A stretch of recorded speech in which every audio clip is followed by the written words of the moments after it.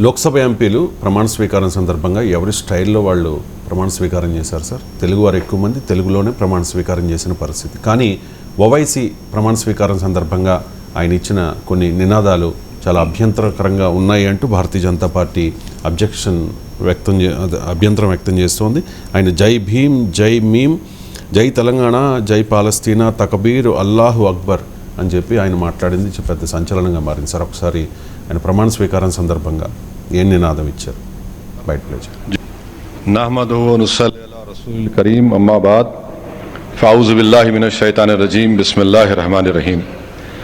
मैं असदुद्दीन ओवैसी, जिसे लोकसभा का रुकन मुंतखब किया गया है, अल्लाह के नाम से हल्फ उठाता हूँ कि मैं भारत की आइन पर जो क़ानून के मुजब तय पाया है एतक़ाद रखूँगा, उसका वफ़ादार रहूँगा।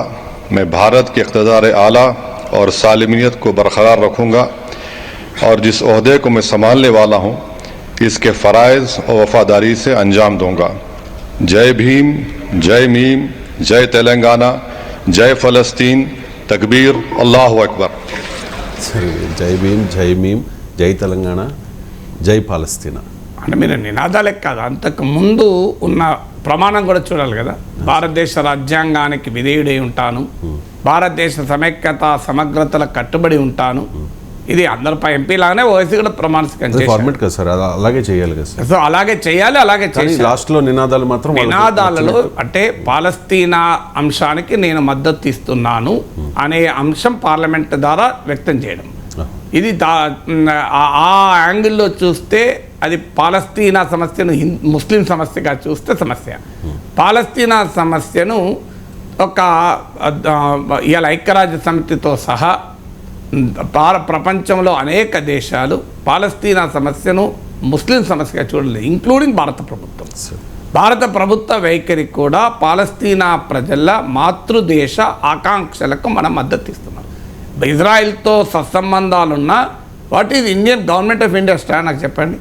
మన భారత ప్రభుత్వము ఐక్యరాజ్య సమితి ఇచ్చిన 2 స్టేట్ సొల్యూషన్ అంటే యూదులకు ఇజ్రాయెల్, అరబ్ పాలస్తీనీలకు పాలస్తీనానే 2 దేశాలు ఏర్పడాలి అనే ఐక్యరాజ్య సమితి తీర్మానం అమలుకు భారత ప్రభుత్వం అంగీకారం చేస్తుంది. అందువల్ల గాజాలో జరుగుతున్న పాలస్తీనీల మారణ హోమాన్ని భారతదేశం అంగీకరించడం లేదు. ఇది భారత ప్రభుత్వ వైఖరి కూడా, భారతీయ జనతా పార్టీ ప్రభుత్వ వైఖరి, వేరే ప్రభుత్వ వైఖరిని అంటలేను. అందువల్ల మనం బీజేపీ వైఖరిలో కూడా మార్పేం లేదు. ఇజ్రాయెల్కు మద్దతు ఇచ్చినా కూడా పాలస్తీనా ప్రజలకు హక్కులే లేవు, అసలు పాలస్తీనా దేశమే ఏర్పడకూడదని మోడీ ప్రభుత్వం నిర్ణయం తీసుకుంది ఎక్కడన్నా? తీసుకోలే కదా. సో మనం కూడా అదే స్టాండ్. అందువల్ల జై పాలస్తీనా అనడంలో కేవలం జై పాలస్తీనా అంటే ఖచ్చితంగా ఇంకా పెద్ద తప్పే.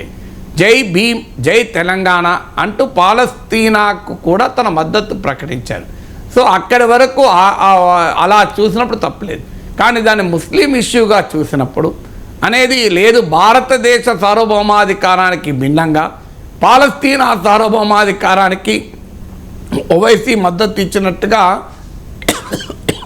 ఇంటర్ప్రిటేషన్ చేస్తే తప్పవుతుంది. కానీ మీరు ప్రమాణంలో భారతదేశ సార్వభౌమాధికారానికి సమైక్యత సమగ్రతలకు ఇతర ఎంపీలలాగానే ప్రమాణ స్వీకారం చేసి చివరకు పాలస్తీనా సమస్యకు తన మద్దతు అనే యాంగిల్లో నినాదంగా ఒకవేళ చూస్తే దాంట్లో తప్పలేదు. కానీ దాన్ని ముస్లిం సమస్యగా చూసి దాన్ని మతపరమైన కోణంలో చూస్తే అది వివాదమైంది.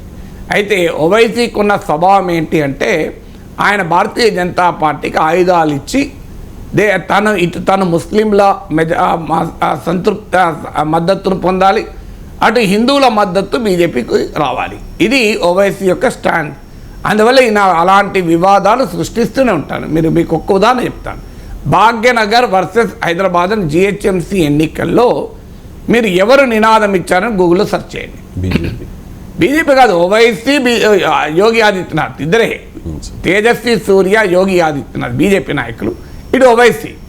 విచిత్రం ఏంటంటే ఒక నినాదం ఇద్దరు ఎంఐఎం బీజేపీ నేతలు ఇచ్చారు, వేరే వాళ్ళు ఎవరు ఇయ్యలే. ఒకే నినాదం. ఎందుకు? అటు వారు ఇటు వీరు వారి వారి మతాలకు చెందిన ప్రజల్ని వారి రియల్ సమస్యలకు సంబంధం లేకుండా మతం ఆధారంగా ఆకర్షించాలి. ఇది రాజకీయం. లేకపోతే ఇద్దరు ఒకటే నినాదం ఎదుగుతారు. ఓవైసీ, యోగి ఆదిత్యనాథ్, ఓవైసీ, తేజస్వి సూర్య, భాగ్యనగర్ వర్సెస్ హైదరాబాద్ నినాదాలు ఇచ్చారు.